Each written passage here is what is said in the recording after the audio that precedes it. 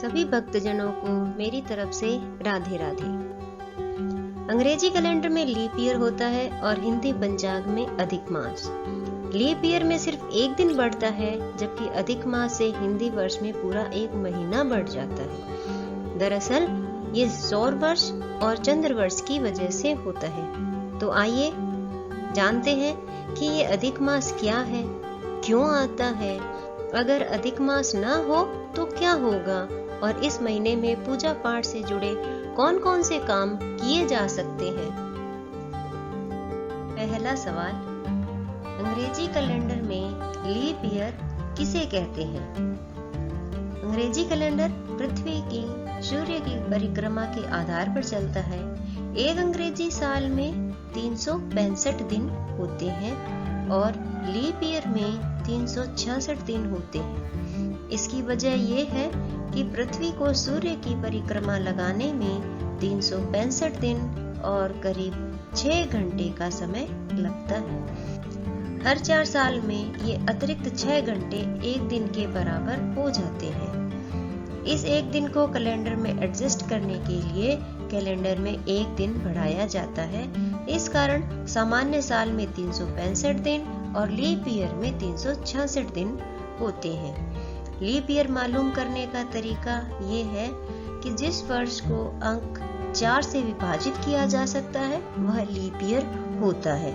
जैसे 2016, 2020, 2024, 2028। Leap year में फरवरी 29 दिनों का होता है। दूसरा सवाल, अधिक मास किसे कहते हैं? अधिक मास हिंदी पंचांग के एक अतिरिक्त महीने को कहते हैं। ये हर 3 साल में एक बार आता है। जिस संवत में अधिक मास होता है वह साल 13 महीनों का होता है। ज्योतिष में 9 ग्रह हैं: सूर्य, चंद्र, मंगल, बुध, गुरु, शुक्र, शनि और राहु केतु। ये सभी ग्रह 12 राशियों का चक्कर लगाते हैं। हिंदी पंचांग में काल गणना सूर्य और चंद्रमा के आधार पर की जाती है।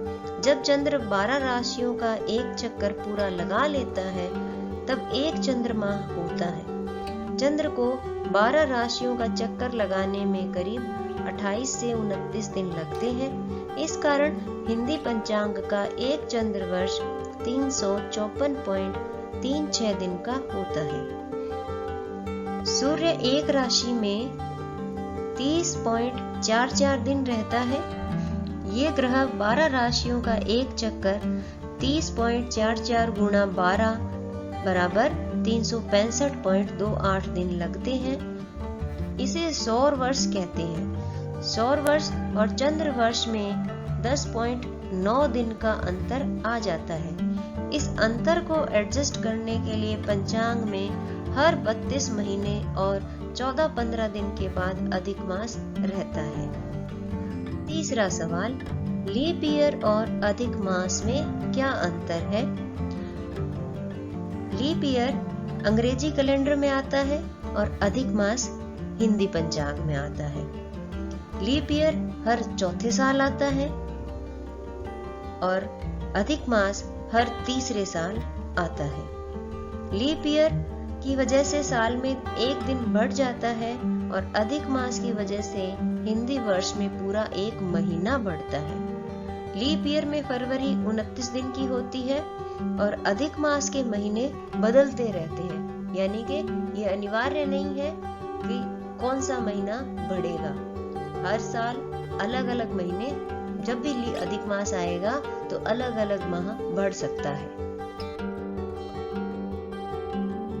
चौथा सवाल, अगर अधिक मास ना हो तो क्या होगा? एक चंद्र वर्ष 354 दिन और सौर वर्ष 365 दिन का होता है। इन दिनों के अंतर को खत्म करने के लिए ज्योतिष में अधिक मास की व्यवस्था की गई है। हमारे 30 त्योहार ऋतुओं के आधार पर मनाए जाते हैं। अगर अधिक मास की व्यवस्था नहीं होती तो सभी त्योहार और ऋतुओं के बीच का तालमेल बिगड़ जाता है। जैसे सावन बारिश के दिनों में आता है, लेकिन अधिक मास न हो तो सावन कभी ठंड के दिनों में और कभी गर्मी के दिनों में आता। होली गर्मी के दिनों में मनाते हैं। अगर अधिक मास न होता तो होली की ऋतु भी बदलती रहती। अधिक मास की वजह से हिंदी पंचांग और ऋतुओं के बीच का जो तालमेल है वो बना रहता है। 5वां सवाल, कैसे तय होता है कि कौन सा महीना अधिक मास होगा? ज्योतिष ग्रंथों में अधिक मास की गणना करने का बहुत ही सरल तरीका दिया गया है। ज्योतिषीय गणना के अनुसार हर 32 महीने और 15 दिन बाद अधिक मास आता है। अधिक मास कभी भी पूर्णिमा से शुरू नहीं होता, अमावस्या के बाद ही शुरू होता है। 32 महीने और 15 दिन के बाद जिस भी महीने की अमावस्या होगी उसी महीने का अधिक मास भी होगा। जैसे इस साल 18 जुलाई से अधिक मास शुरू हो रहा है और 17 जुलाई को सावन मास की अमावस्या थी। ऐसे ही भाद्रपद महीने यानी कि 1 अगस्त से फिर 32 महीने 15 दिन की गणना शुरू होगी, जो 16 मई 2026 तक चलेगी। इस दिन जेठ मास की अमावस्या होगी, तो 17 मई 2026 से शुरू होने वाला अधिक मास ज्येष्ठ मास होगा। इस तरह 2026 में ज्येष्ठ मास 2 मई से शुरू होकर 29 जून तक लगभग 59 दिन का होगा।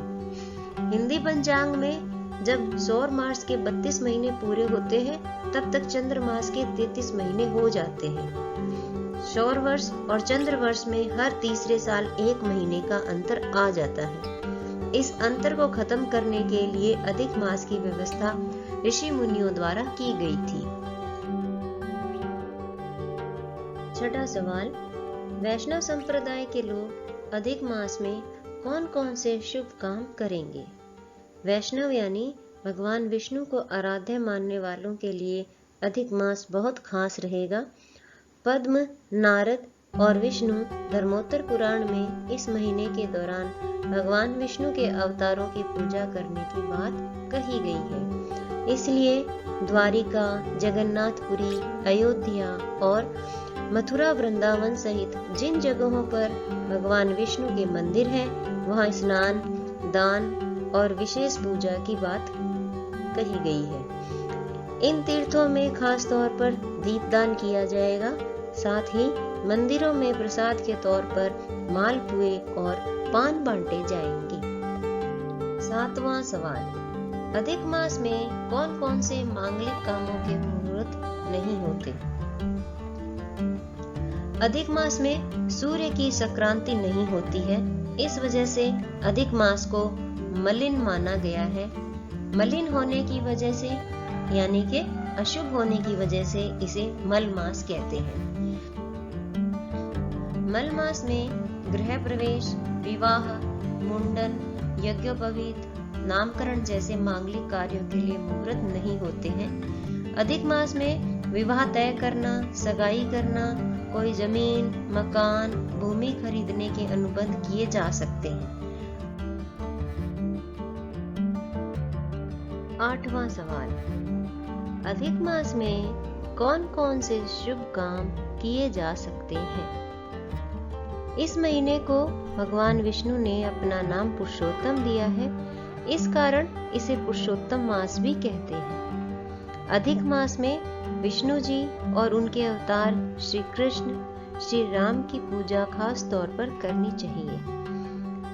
इस बार सावन में ये महीना आया है तो शिव पूजा भी जरूर करें। पूजा पाठ के अलावा इस महीने में तीर्थ दर्शन, नदी स्नान, ग्रंथों का पाठ, प्रवचन सुनना, मंत्र जप, ध्यान, दान पुण्य आदि शुभ काम कर सकते हैं। 9वां सवाल, अधिक मास में सूर्य का राशि परिवर्तन कब होगा? अधिक मास में सूर्य का राशि परिवर्तन नहीं होता है, यानी पूरे 1 महीने तक सूर्य एक ही राशि में रहता है। अगर आपको हमारी जानकारी सही लगी हो और आपके उपयोगी हो तो चैनल को लाइक, सब्सक्राइब करना ना भूलें। धन्यवाद। आपका दिन मंगलमय हो।